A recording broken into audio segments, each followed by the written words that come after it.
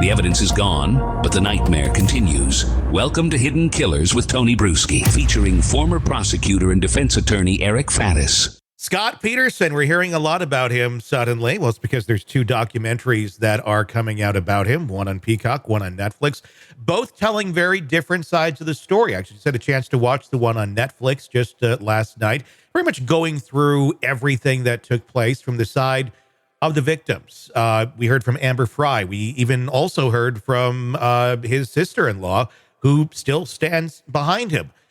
In the other one, we actually hear from Scott Peterson. As of this recording, not out yet. Haven't seen any of that, but it's going to be very fascinating. He's trying to get his conviction overturned and get a new trial after, well, they're trying to look at some duct tape, saying that there might be some DNA on there that might not belong to him. Joining me to discuss, Eric Faddis, defense attorney, former prosecutor. Is that enough? I mean, it's duct tape. One could argue that you're in the store and you're getting duct tape and people touch the duct tape. There's going to be other DNA on the duct tape. Does simply not having Scott's DNA or having another person's DNA on the duct tape warrant a whole new trial, considering all the other damning evidence in this case? I think it depends on the nuances of the DNA findings. So like you said, okay, if there's another person's DNA on the duct tape, but also Scott Peterson's, and this duct tape was wrapped around Laci Peterson's legs or whatever, I'm not sure that's enough to win the day. Because like you said, there could be some inadvertent contact by someone else, whatever. But if they look at the duct tape and Scott Peterson's DNA is ruled out, and there is at least one other profile, I think that might... it depends on the court, but I think that we're getting closer to getting a possible new trial. And so I think we're all kind of waiting with bated breath to see what the DNA folks say. I don't know. I refreshed myself on the whole case last night and I went, oh yeah, he's guilty as sin. Because there's just so many damning things here. I mean, the boat anchors that were homemade in the garage, you can see where they were made. There was still one in his boat. He went out on this fishing trip. Nobody even knew he had this boat. It was supposedly going to be a gift, which is a bullshit story. And yes, and he happens to then, the bodies happen to be found right about where he went fishing as well. And his fishing story, I'm going fishing for sturgeon with a line. You don't fish for sturgeon with a line. I only know that because I grew up in Wisconsin. But for the love of God, there are so many things. And yes, it was very much a circumstantial case. But so much looks bad for him. And we're not even talking about the affair as well. How do you do a Scott Peterson trial number 2? Just like, hey, everybody, look, there's other DNA on the duct tape. Ignore all of this. Yeah, it's hard because those, like you said, this is circumstantial, but there's a lot of circumstances that point in his direction. Yes. And they compound over time, especially in a trial for a jury. And so you might have this sort of one out where you're saying, oh, but look at this. What about this?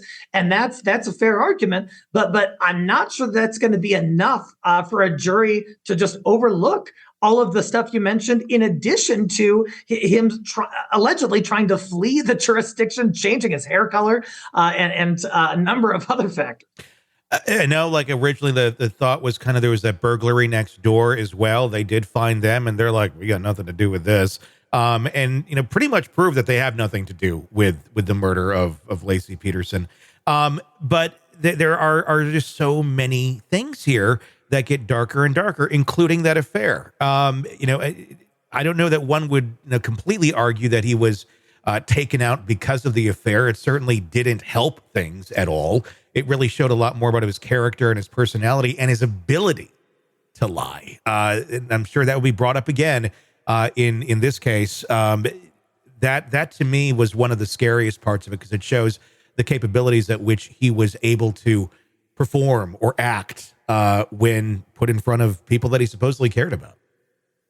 Yeah, definitely. And his inconsistent statements, his deception were central at the first trial. And it's hard to explain that away at trial as a defense attorney. It's hard to, talk about why he would have lied about some of this stuff and then say, oh, but he's absolutely not guilty of what he was being investigated of. It's just such a hard sell, especially when you have all of these past lies, all these inconsistencies, all the infidelity, the just sort of uncouth way of going about this before, during, and after. That's a big thing, the before, during, and after. I was watching some of that footage of his interviews and such, because initially he was, part of the team on TV talking about what was going on and searching for his wife. But you know what it also reminded me of a recent case? Madeline Soto and her mom, Jen Soto, where there seemed to be a complete disconnect from what we're talking about of your daughter is missing or now dead. Scott seemed to be much more, I don't know, it felt like he was doing an interview for, I don't know, whatever company he's working for. It felt more like a product interview than it did, or a corporate interview than it did, help me find my dead wife. And that's a big thing. I mean, I know some people show emotion differently, but I think the argument there with Scott is, does he even have emotion about any of this? Yeah, he sort of appears emotionally hollow at some points during some of these presentations. And granted, Tony, there's no playbook on when your wife if you didn't do it and your wife goes missing, and you're in the midst of this affair anyway, and you also got life stuff you're dealing with. Yeah, that might cause a person to act in a way that others wouldn't expect. But just dealing with humans over time, as the juries have done, they didn't buy it. And if there's another jury, I'm not sure they're going to buy it either. Now, you can be a sociopath and still not be a murderer. Somebody else, I mean, the evidence surely points to him being the murderer, but even if he wasn't the murderer, you can still be a sociopath and have no emotion and no empathy for someone. That happens all the time, and people don't get killed. So, I mean, that could be part of it. But again, the evidence here, I'm just not seeing why, number one, why the LA Innocence Project even took this thing up. And then, number two, okay, so we find some extra DNA. It doesn't negate everything else. It doesn't. But I wonder if the court erred a little bit in not granting DNA testing of, so with respect to the burglary, there was allegedly a van nearby and there was a mattress nearby, and there may have been blood on the mattress, and defense asked to test the mattress, and the judge declined that request. And I thought that might have been not the right move, because if we're talking about getting to the truth and you're already going to allow DNA testing of the tape, why not allow it of the mattress too?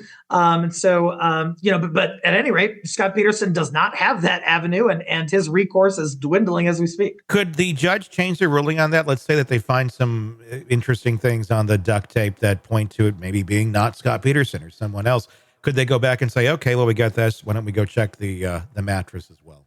Defense can certainly make that request and say, hey, judge, I understand your prior ruling, not letting us DNA test the mattress, but look at what we found on the duct tape. Look at this profile or something. Maybe it's associated with a career criminal in the area who was familiar with the neighborhood or something. Does that then give the judge added reason to allow testing of the mattress? It very well could. It's going to be fascinating to see where this goes. And if we do get a Peterson trial too, odds. What do you think? What are the odds of Scott Peterson getting a retrial on this? Pretty slim, Tony. I think, like you said, even if there's something on this duct tape, that itself might not even be enough to get the retrial, let alone win at a new trial.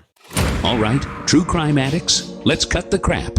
You're knee-deep in the gory details of your favorite podcast when suddenly a commercial hits like a bad meal. Seriously?